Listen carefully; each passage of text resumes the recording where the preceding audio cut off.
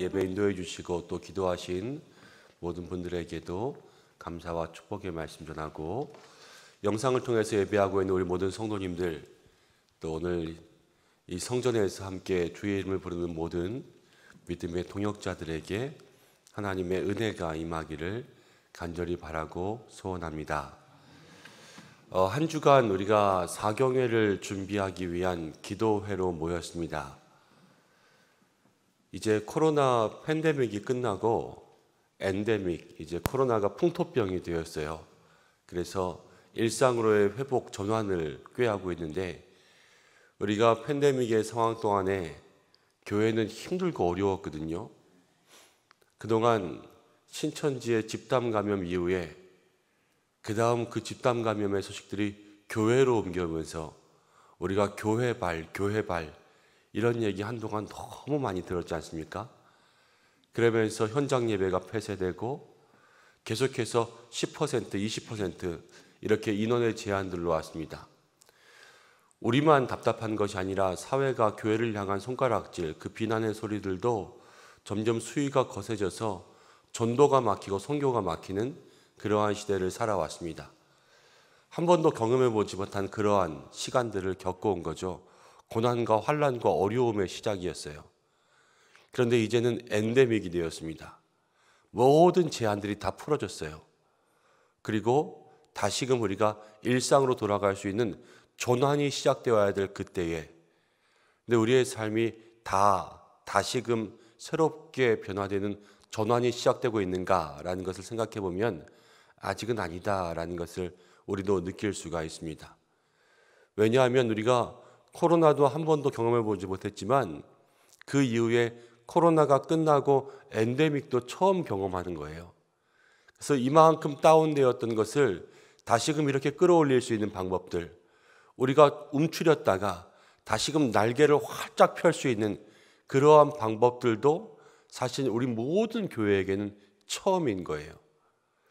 그래서 이제 이 엔데믹의 상황 속에서 다시 한번 주님 주시는 은혜, 그 말씀의 능력, 기도의 능력, 그래서 그 권능을 가지고, 이제는 교회가 권위가 아닌 권능을 가지고 이 땅 가운데 증인되는 삶을 살기 위해서는 다시 한번 깨어나고 일어나고 비상하고 하나님 앞에 정말로 우리의 모든 것을 올려 영광 올려드려야 될 텐데, 그러려면 어떻게 해야 될까? 마음속에 이런 고민들을 했었거든요.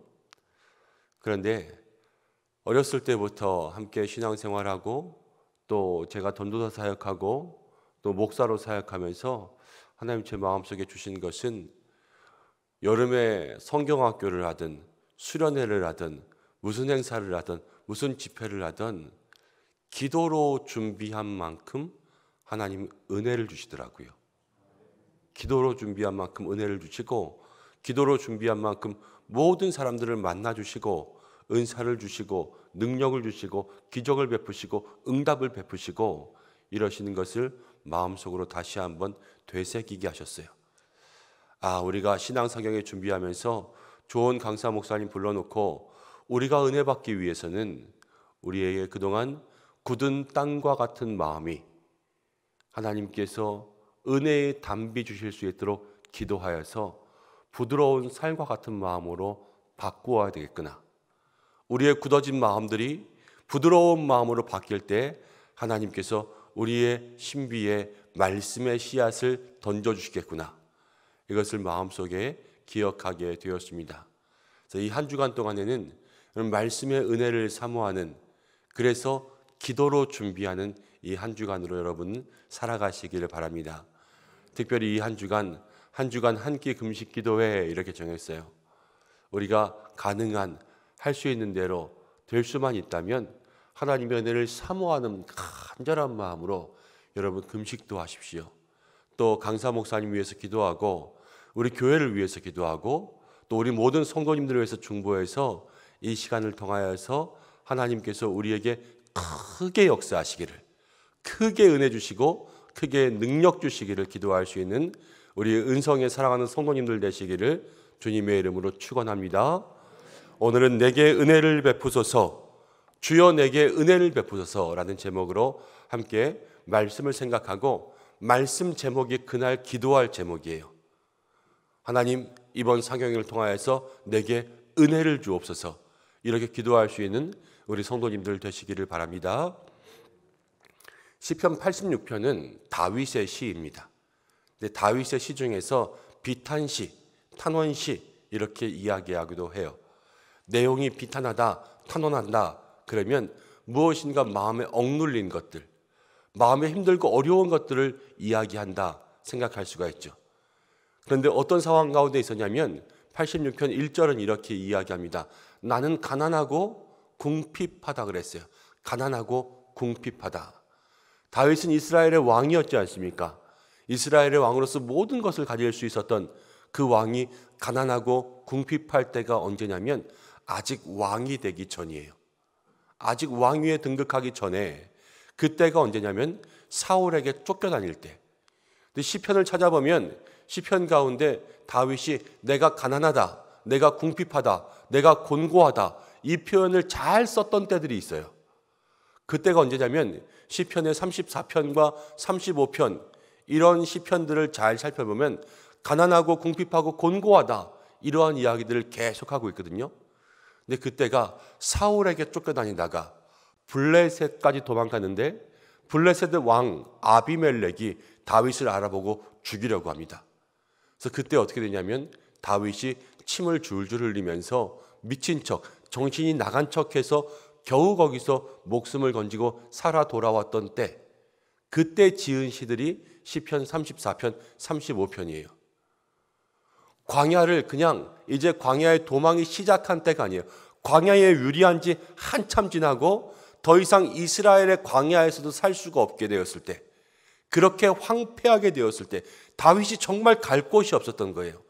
그래서 적국의 나라에 가서라도 살고자 그렇게 마음먹었다가 거기서도 어쩔 수 없어서 미친 척하고 쫓겨나는 다윗의 삶과 체면, 다윗의 자기 인생을 바라볼 때 그 마음들이 어떠하겠어요? 다윗은 눈물 나는 상황이었어요. 눈물 나는 상황. 가난하고 궁핍하다. 이 삶이요, 먹을 것만 없는 것이 아니라 영과 육으로 다 다윗에게는 절실한 인생의 위기였던 것을 우리가 생각할 수 있습니다. 다윗은 그 환난의 때, 다윗은 그 어려운 때 어떻게 했는가?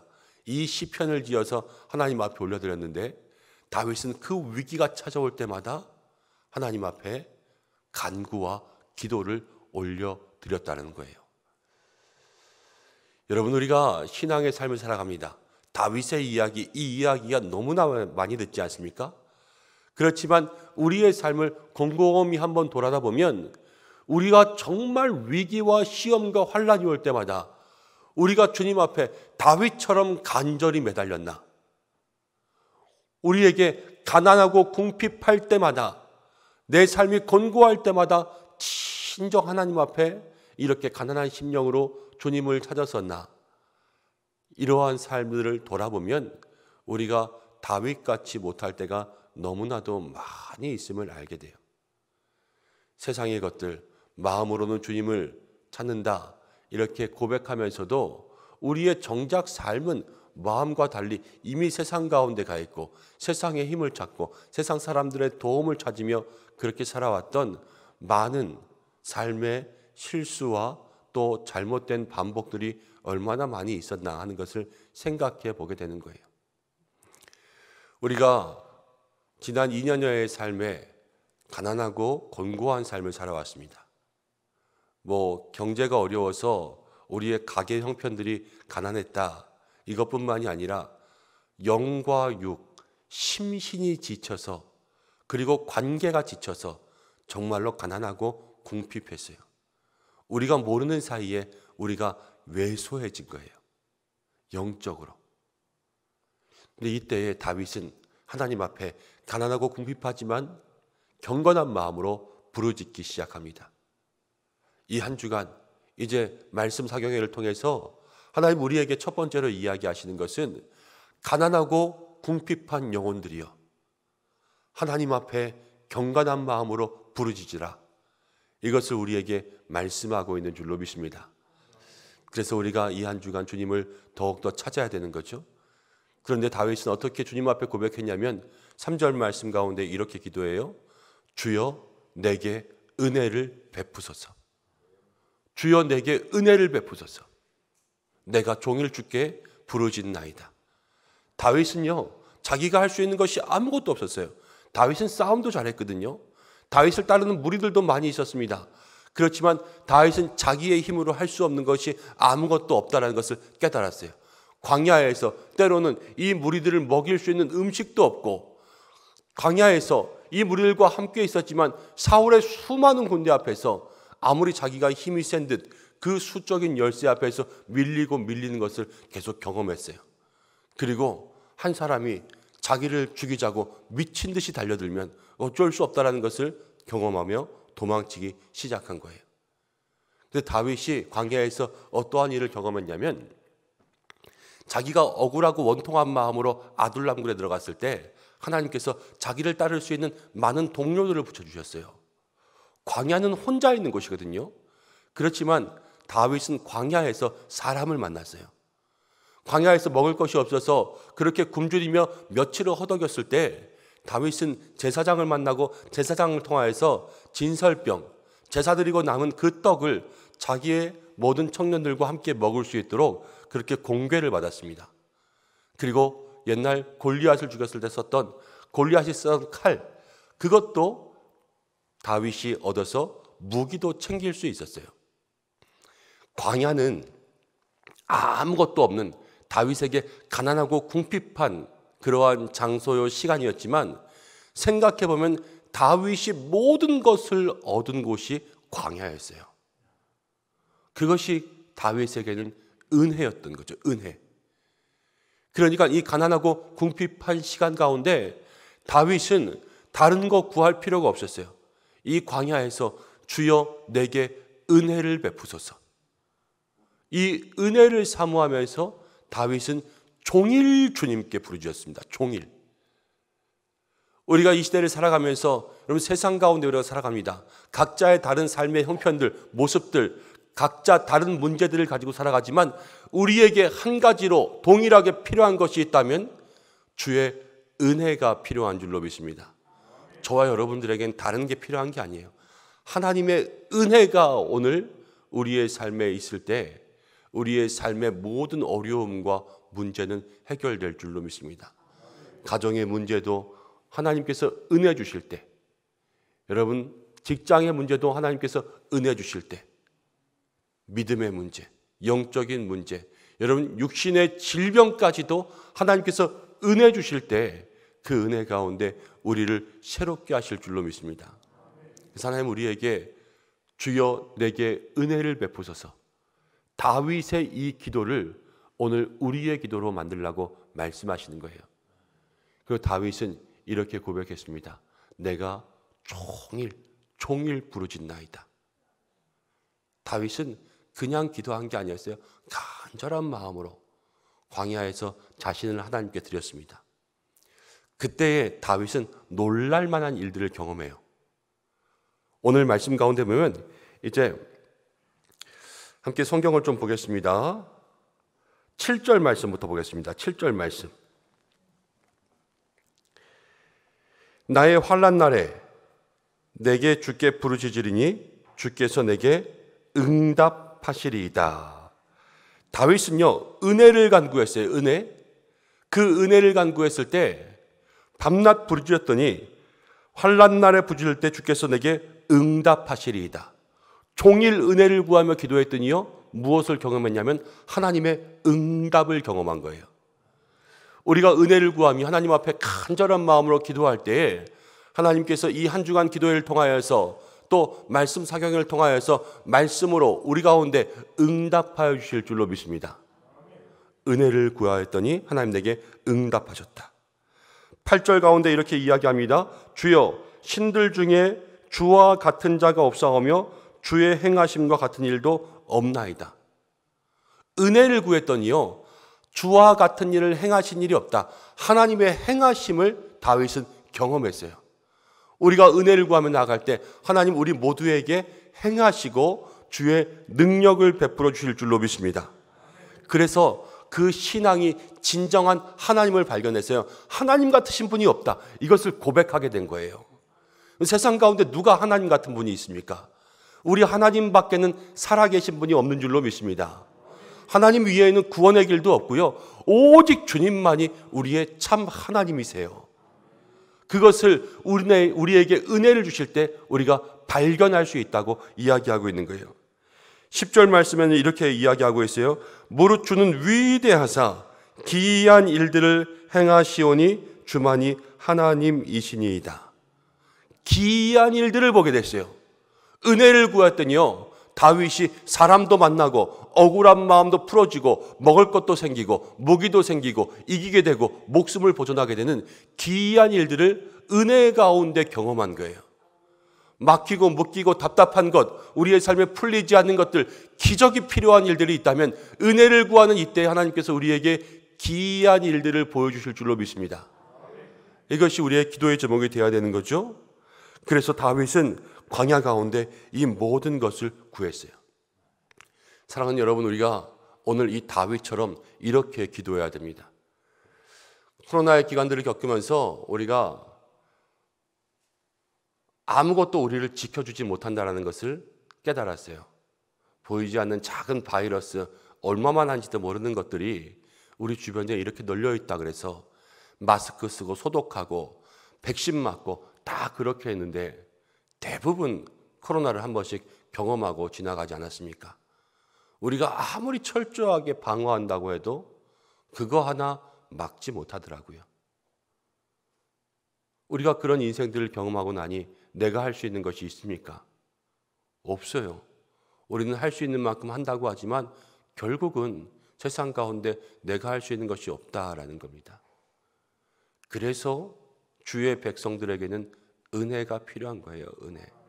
내가 할 수 있는 게 없고 오직 주님께서 우리의 삶에 허락해 주시는 은혜로만 살아가야 되는 거죠.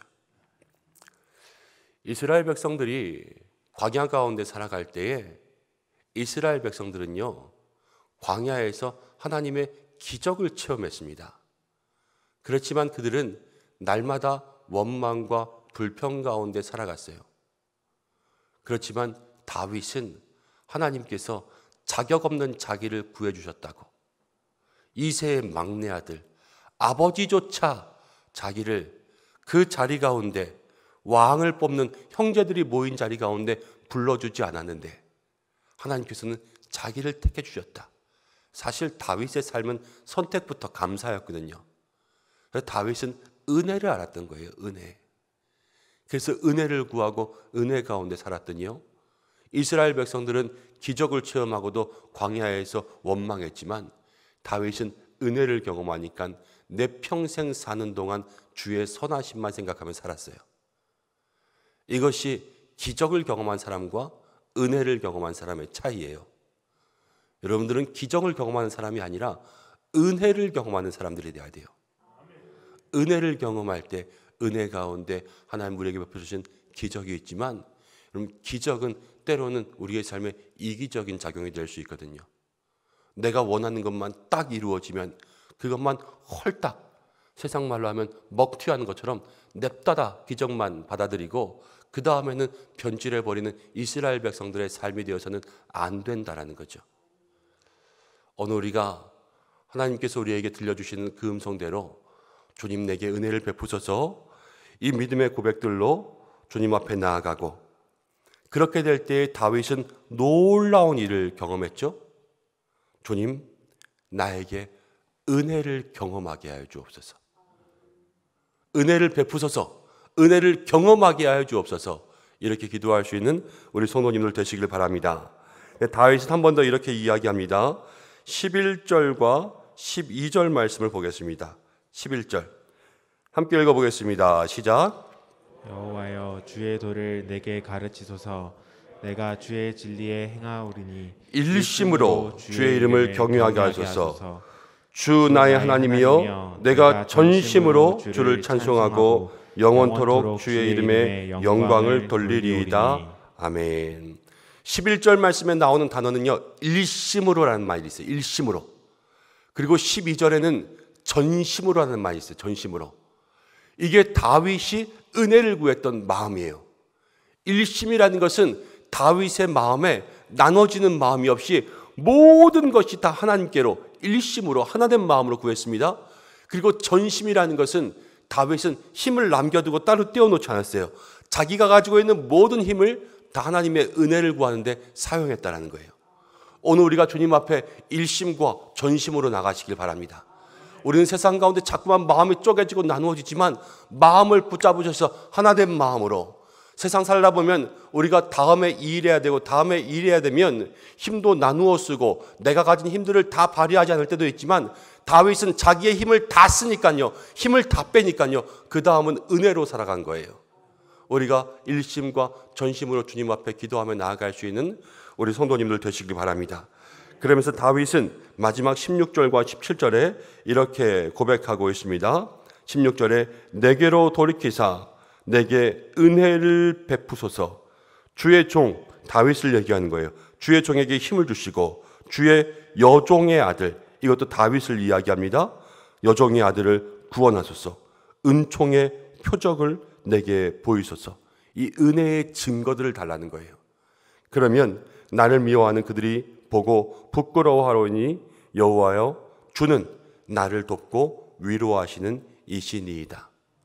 우리가 은혜를 구하고 은혜를 경험하는 것, 은총을 구할 때 하나님께서는 우리를 돕고 위로하신다 말씀하고 있습니다. 사랑하는 성도 여러분, 우리에게 위로가 필요하고 도움이 필요합니다. 위로와 도움을 줄 수 있는 분은 하나님 한 분밖에 없습니다. 이번 사경회를 통하여서 그 하나님을 꼭 만나시기 바랍니다. 정말로 한 분도 빠짐없이 우리의 마음을 열어주시는 그 하나님을 꼭 만나서 힘과 도움과 위로를 가지고 남은 한 해를 살아갈 수 있는 우리 성도님들 되시기를 주님의 이름으로 축원합니다.